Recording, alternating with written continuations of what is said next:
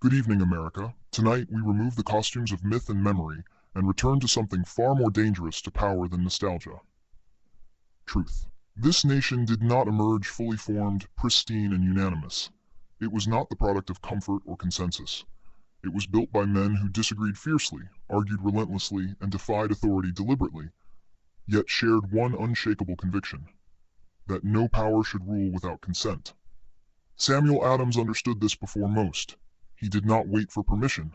He did not petition politely. He organized, he agitated. He turned private frustration into public resistance. The Boston Tea Party was not chaos. It was coordination, a disciplined act aimed directly at an empire that taxed without representation and governed without accountability. Patrick Henry gave that resistance its voice. "Give me liberty or give me death" was not poetry. It was a warning. A declaration that life under domination was no life at all. Thomas Paine gave the rebellion its logic. Common sense did what armies could not. It shattered the illusion that monarchy was natural, necessary, or divine. He spoke plainly to ordinary people and revealed an extraordinary idea: that power belonged to them. John Hancock made that idea visible. His signature, bold and unmistakable, was not vanity, it was defiance.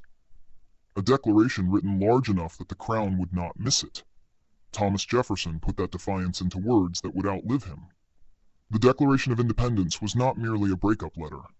It was an indictment, a list of abuses, a claim that rights are inherent, not granted, and that governments exist only by the consent of the governed. But words alone do not survive empires.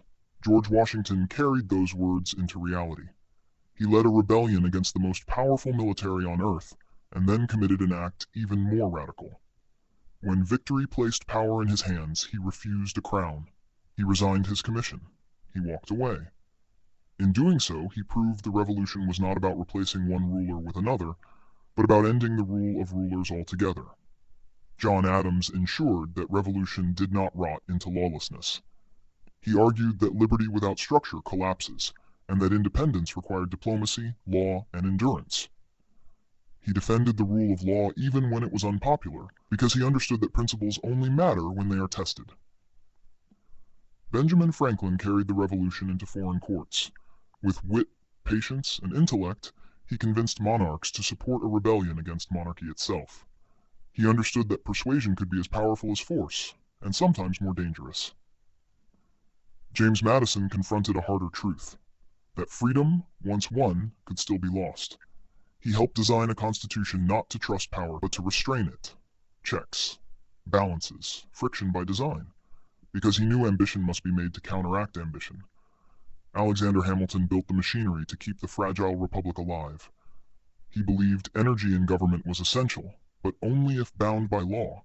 His vision was not tyranny, but durability, a nation strong enough to survive its own divisions. George Mason ensured that strength did not come at the cost of liberty. His Virginia Declaration of Rights became the backbone of the Bill of Rights, because he knew that a government without explicit limits would always test them. John Jay defended the rule of law at home and peace abroad. As the first Chief Justice and a negotiator of peace, he understood that legitimacy, not vengeance, was the foundation of a lasting republic. James Monroe looked outward, securing the nation's future through expansion and diplomacy, ensuring that the experiment in self-rule had room to breathe. And together these men, brilliant, flawed, defiant, did something unprecedented. They rejected monarchy. They rejected divine right. They rejected the idea that power should ever go unquestioned. They did not agree on everything, but they agreed on this: that authority must answer to the people. That dissent is not a threat to democracy, but its engine. That liberty requires vigilance, courage, and restraint. So when you are told today that questioning power is dangerous, remember who built this country. When you are told dissent must be silenced for safety, remember how this nation was born. America was not founded by those who obeyed quietly. It was founded by those who refused. They may try to turn history into a warning. They may weaponize fear. They may confuse chaos with courage and obedience with order. But the truth remains: defiance, disciplined, principled, and restrained, is not the enemy of democracy. It is its origin. By the power of truth I, while living, have conquered the universe. Vivere veni versum vivus vici. Good night and good luck.